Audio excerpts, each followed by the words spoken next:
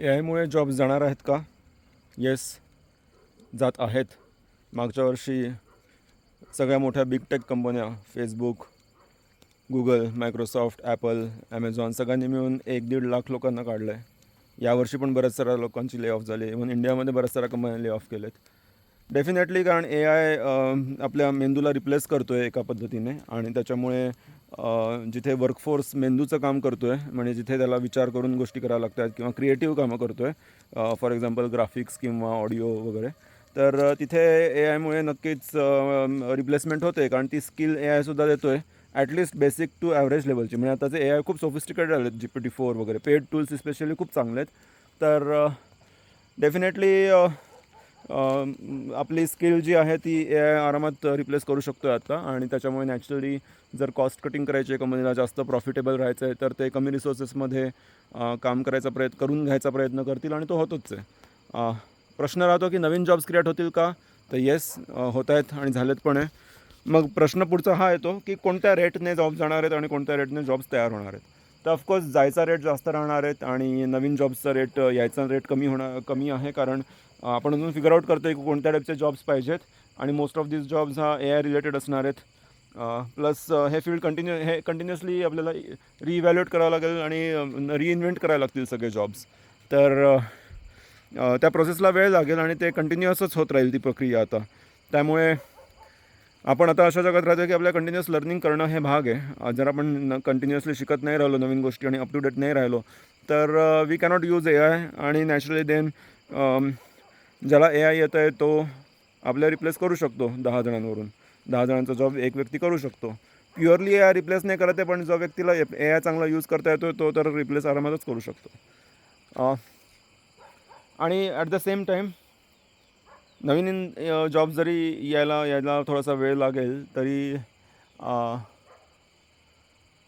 सगळे जॉब्स जे नवीन तयार होत आहेत ते हायली स्किल्ड होत आहेत. म्हणजे बेसिक लेवलच्या गोष्टी AI ऑलरेडी करू शकतो. त्याच्यामुळे नवीन जॉब जे तयार होतील ते थोडेसे टेक्निकल किंवा थोडेसे डीप राहतील आणि त्याच्यामुळे प्रत्येकालाच भाग आहे की त्याने त्या स्किल्सला अपडेट करून थोडंसं त्याच्या फील्डमध्ये डीपमध्ये जाणं आणि त्या फील्डमध्ये AIचा वापर करून कसं अजून ते जास्त काम अजून चांगलं इफेक्टिव्ह करता येईल आणि आत्ताच्या नवीन फील्डशी रिलेटेड राहील, रिलेवंट राहील, याचा प्रयत्न एक होणं जरुरी आहे.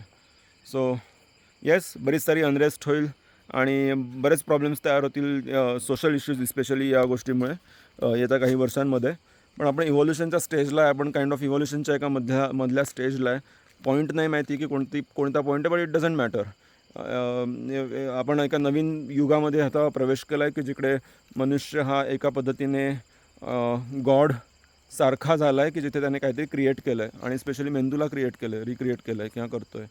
तर it's a new thing in the thousands of years of history of Mankind आणि त्याच्यामुळे हे सगळंच आपल्या पूर्ण मानवतेला नवीन आहे.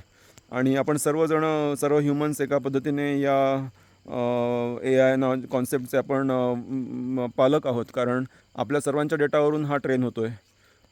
त्यामुळे इन अ वे हा आपल्या सर्वांचा एक कॉमन चाइल्ड आहे. तर आता लहान मुलगा वाढत असताना आपल्याला माहीत नाही की तो कसा टर्नआउट होईल. तसंच हे सगळं फील्डमध्ये वाढताना कसं टर्नआउट होईल वी कॅनॉट रिअली प्रेडिक्ट.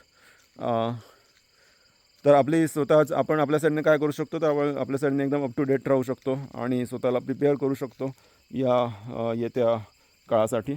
आणि आपण आपल्या फील्डमध्ये जरा जास्त डीपमध्ये जाऊन AI बरोबर कसं त्याला लिंक सांगड घालून काइंड ऑफ आपलं स्वतःचं काम जास्त प्रोडक्टिव्ह इफिशियंट करू शकतो, ते ते करणं जरुरी आहे.